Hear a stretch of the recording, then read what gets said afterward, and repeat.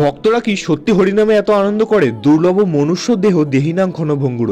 এই দেহ কিন্তু যখন তখন শেষ হয়ে যেতে পারে, তাই কিন্তু প্রত্যেকটা মুহূর্ত আমাদের আনন্দ করতে হবে। হরে কৃষ্ণ এভরিওয়ান, আজকে চলে গেছিলাম একটা অনুষ্ঠানে, যেখানে গিয়ে প্রথমে আমরা রাধা দামোদরের দর্শন করিনি। দেখতে পাচ্ছ কত সুন্দর সাজানো হয়েছে আজকে রাধা দামোদর। তারপরে বসে বসে কোনো কাজ ছিল না, তাই একটু মৃদঙ্গ প্র্যাকটিস করে নিচ্ছিলাম। তারপরে দেখলাম সবই মোটামুটি রেডি, এখন শুধু ভক্তদের আগমনটা বাকি। তার কিছুক্ষণ পর থেকে কিন্তু অনুষ্ঠান শুরু হয়ে গেছে, আর এখানে কিন্তু ভক্তরাও আসা শুরু করে দিয়েছে। প্রথমেই মঙ্গল আচরণ ভজন কীর্তন দিয়ে কিন্তু অনুষ্ঠান শুরু হয়ে গেছিল। তারপরে প্রায় অনেকক্ষণই ভজন কীর্তন চললো। তারপরে যেহেতু বেলা হয়ে গেছে, তাই কিন্তু এখন শুরু হয়ে গেছে ভোগারতি। ভোগারতি শেষ হওয়ার পর যখন শুরু হলো আরতির গান যশোমতী নন্দন, তখন আমরা আর ভক্তরা বসে থাকতে পারলাম না।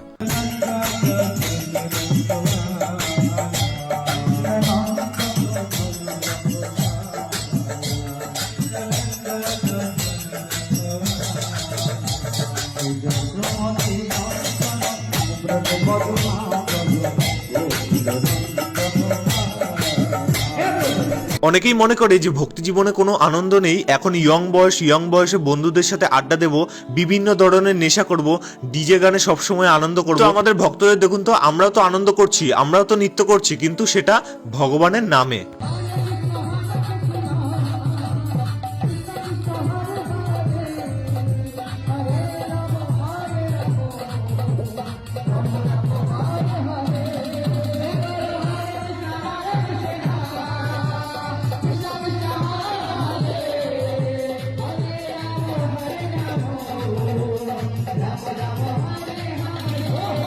এখন তোমরা ভোগ দর্শন করো, ভোগ দর্শনে দুর্ভোগ কাটে। আর সত্যি কথা বলতে আজকে আমরা সকল ভক্তরা একসাথে কিন্তু খুবই আনন্দ করেছি। এখন মোটামুটি শেষ, এখন প্রসাদ পাওয়ার পালা। আমরা সকল ভক্তরা এখন বসে গেছি প্রসাদ পেতে, যেহেতু অনেকটাই বেলা হয়েছে।